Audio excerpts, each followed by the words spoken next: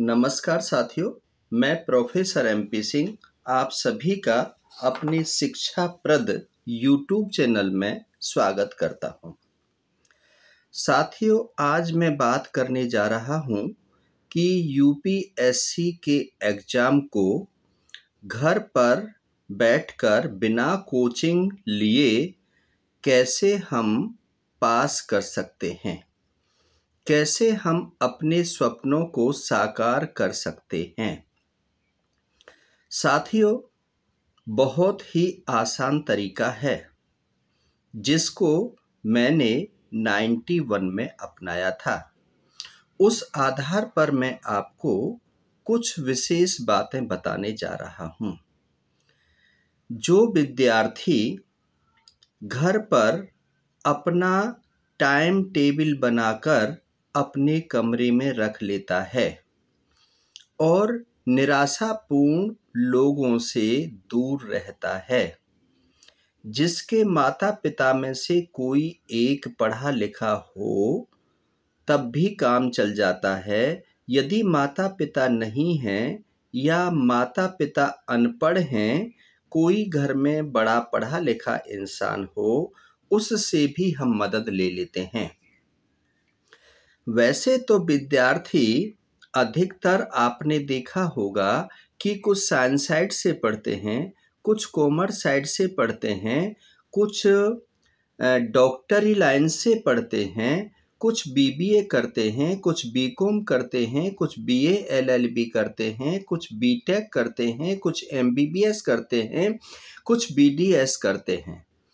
हर subject में उनकी पारंगतता नहीं होती है, लेकिन UPSC के एग्ज़ाम के लिए, सिविल सर्विस के एग्ज़ाम के लिए हमें सभी विषयों को पढ़ना होता है। मोटी मोटी किताबों को देखकर कई बार हमारा मन भटक जाता है। ये 700 पेज की बुक है, ये 1000 पेज की बुक है, हम इसको कैसे पढ़ पाएंगे? हमने तो MBBS किया है, हम भूगोल, इतिहास, नागरिक शास्त्र, समाज शास्त्र, पब्लिक एडमिनिस्ट्रेशन कैसे पढ़ पाएंगे? या हमने BTech किया है, हम टेक्निकल स्टूडेंट रहे हैं, हमने साइंस की पढ़ाई नहीं की है, हमने कॉमर्स की पढ़ाई नहीं की है, हमने अर्थशास्त्र नहीं पढ़ा है, हमने नागरिक शास्त्र नहीं पढ़ा है, हमने बॉटनी जूलॉजी नहीं पढ़ी है, हम कैसे पढ़ पाएंगे? साथियों, ये प्रश्न तो आपके सामने हो सकता है, ये समस्या तो हो सकती है, लेकिन समाधान भी आपके पास है। ये आपकी विल पावर पर डिपेंड करता है कि आप यदि दिमाग से मजबूत हो और सपनों को साकार करना चाहते हो तो ये कोई समस्या है ही नहीं।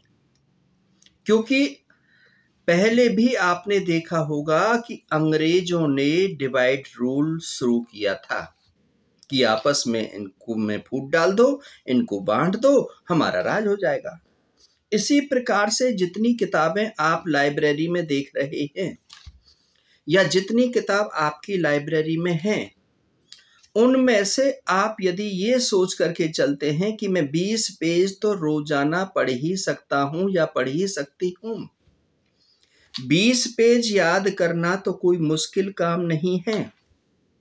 और हर दिन हम 20 पेज करते हैं तो एक सप्ताह के अंदर 140 पेज हो जाते हैं। आप 140 पेज भी न लेकर के चलें तो 100 पेज ही लेकर के चलें। जिन 100 पेजों को आप पढ़ते हैं उसमें जो प्रश्न उत्तर आते हैं उनका आपने क्वेश्चनरी तैयार करो। 100 पेज जो पढ़े हैं उनके अपने शॉर्ट नोट्स अपनी भाषा में अपने शब्दों को अपने समझने के लिए बनाओ। अच्छी राइटिंग में उनको शॉर्ट नोट्स को तैयार करो, घसीटे मत मारो।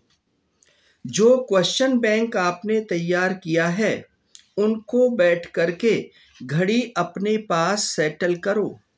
1 घंटे के अंदर कितने प्रश्न आप कर सकते हैं, कितने उसमें से सही होते हैं, कितने गलत होते हैं, यह आप अपना आकलन स्वयं कर लेंगे।